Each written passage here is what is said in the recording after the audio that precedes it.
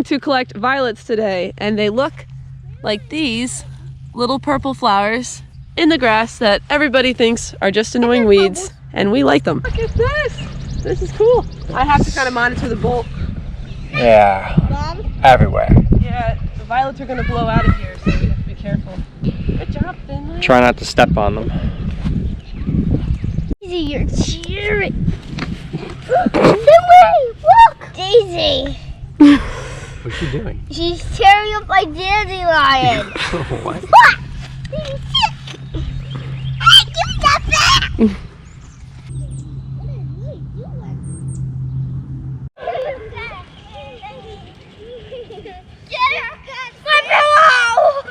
Guys, she dug a big hole.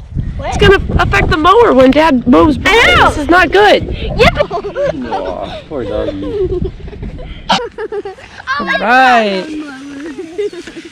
Not bad. Let's take care of business. Today I'm going to be showing you how to make violet jelly.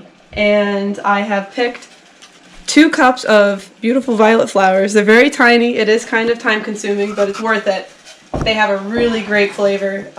They kind of taste, a lot of people say they taste like spring. I think they have kind of a hint of a little bit of even honey and a little bit of a berry flavor in there too. They're a great jelly to make. Over here I have 4 cups of water that I boiled. And all I'm going to be doing right now is I'm going to essentially be making a violet tea. I'm going to be steeping the violet flowers in this half-gallon jar. I just like to do it, it's easier in this. Just cleaned it out. So I need 2 cups of kind of packed down violets. You don't want any stems in there, no grass. That does alter the flavor. So I put that in there. Oh, I'm making a mess. It's okay.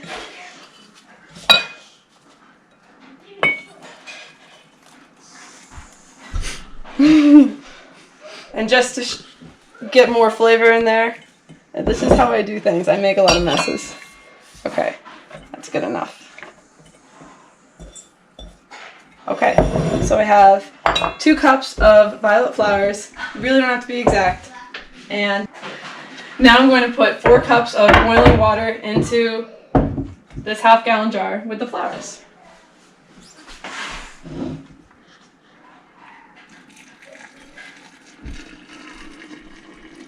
Going to make a pretty bluish color over time, and then what I'm going to do is let this sit just like that. I'm going to let it cool down and put it in you want to put it in like a cooler, dry place. A lot of people put that in the fridge. I'm going to use my really cool canning jar cap, this twist cap. I absolutely love this thing. So I'm going to let this cool down, and once it's not so hot, I stick it in the fridge overnight. And then tomorrow I am going to show you how to strain it out, and I'm going to make 5 half-pint jars of violet jelly. And then just as a side note, in the video you guys saw earlier, you saw our whole family picking it.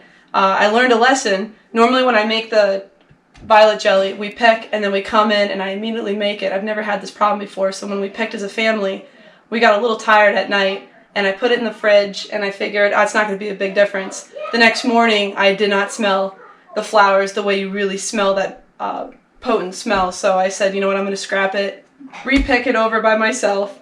The kids still got to be a part of it, which was great. And now I'm going to put this in the fridge, and you can already see it's got a really pretty blue color. And it's actually a fun experiment to do with the kids. Tomorrow, when we do the next step, it's going to make a really pretty color, and that's really exciting for the kids. Today I'm going to actually use the violets that we steeped overnight in the fridge, and I'm going to turn that into violet jelly today. And the boys are really excited because this is the fun part.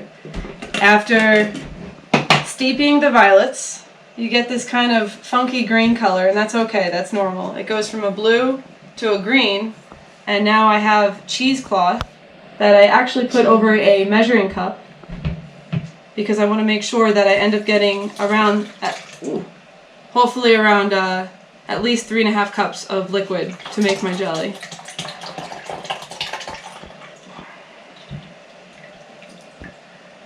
Let's see.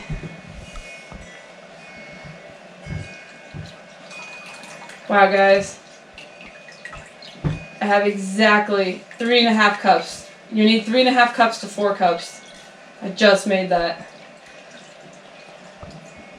Okay. Now that this is in here, this is the leftover violets that we picked. Can I throw it away? Sure. Look at that stuff. We can even throw that in the compost. Okay. Yeah, I could. To bring up. The next step is, now that we have our tea that we made, You guys get close. It's gonna change color now. now we have lemon juice, and you put a quarter cup of lemon juice in here. So once you pour this in here, Can you pour all of it? look Purple. at that! Purple. I think that's really neat. It's purple. Here, I mix just- that up. It's Sure, chocolate mix. jelly. I'll mix.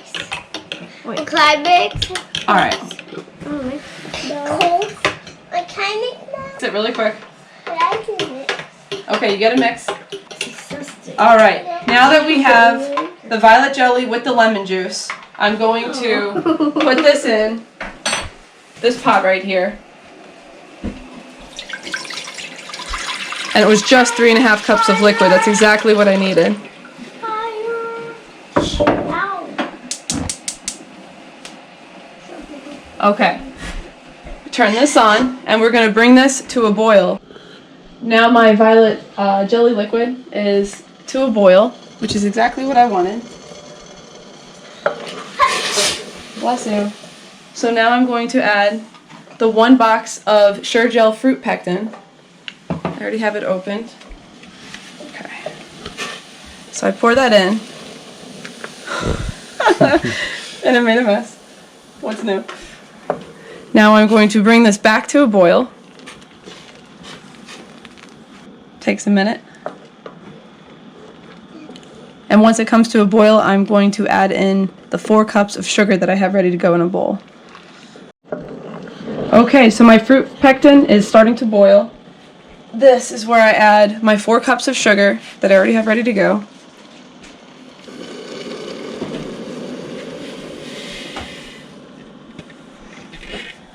Alright, I mix this around.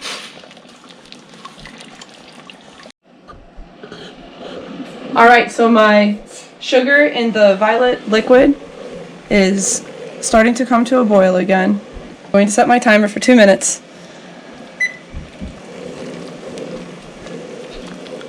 I kind of just keep mixing it around. 2 minutes, guys, and then it will be ready to go. And then once the 2-minute time mark is up, I'm going to put them in 5 half-pint jars. And I already have my pressure cooker. Tonight's being used as a water bath canner because this liquid is already acidic. I don't actually need to pressure cook it. It's pretty high in the acidic level. So I'm able to just strictly put it in boiling water that's over these little half-pint jars when I place them in at the bottom. And I have to water bath can that for boiling it for 10 minutes. And then we are done and we have violet jelly. Yay. Okay, 2-minute time mark is up. Where am I? Alright, this is really hot, so I'm going to carefully just pour it in the half-pint jars. I'm going to want to leave a 1/4-inch headspace, so for now I'm just going to pour most of the jar right there, like that.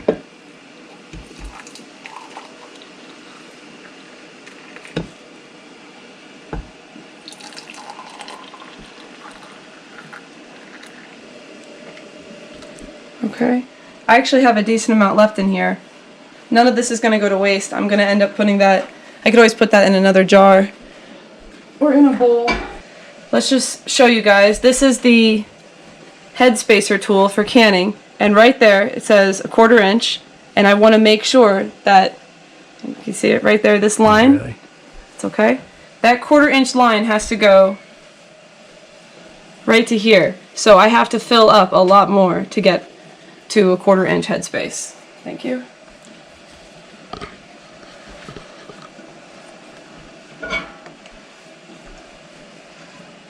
And You guys watching? my assistant Jeff is helping me hold the headspace tool. He typically does this for me often. It's really helpful. Okay, so that's perfect.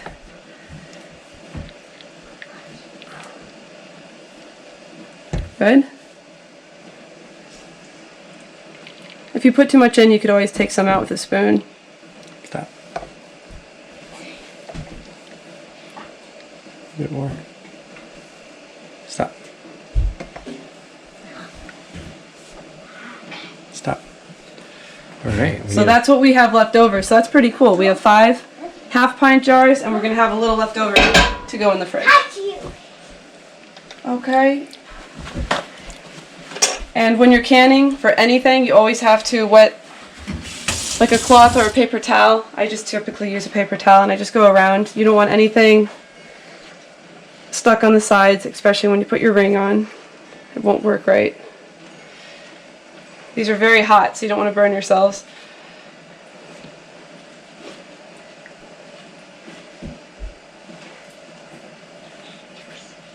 Okay. This part, you just have to always have a brand new one of these. That's the brand new lid, and then I take my ring. I just kind of nicely hold it in place. Take my ring. You don't want to tighten it too tight because it can mess up the any type of water bathing or pressure cooking. You want it pretty tight. Like a nice little grip like that. And I had already pre-cleaned all of these lids and bands and the jars. Especially if you get the jars brand new, they have a really serious stench to them from the factory. Yeah, you guys, we're gonna have 5 of these now. We ran out of this stuff, now we're gonna have more. My kids really like this stuff.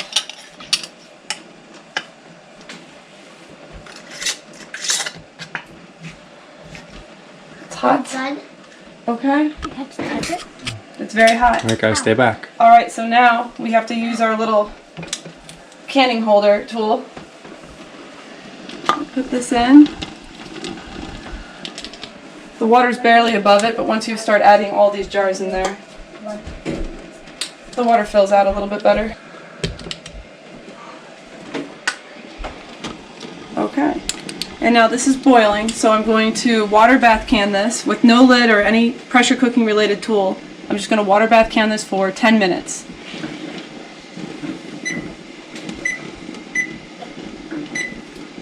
Alright, after 10 minutes I'm going to simply take them out and we are done.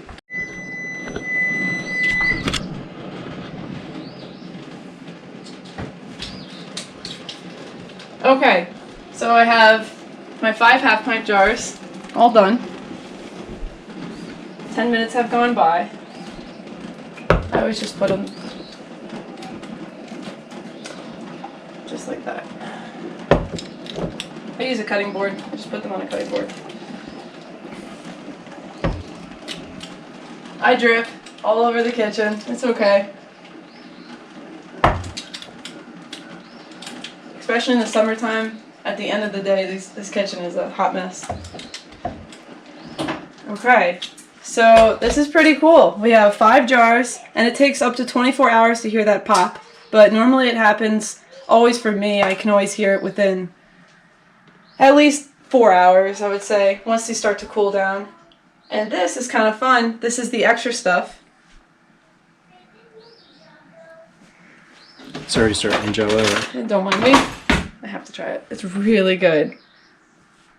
Everybody online says it has a spring taste. I just say it has like a really nice berry taste. That stuff is so good. It's almost better than strawberry jelly. I'm not sure which one's better. That's amazing, and I highly recommend you guys trying this. And that's it.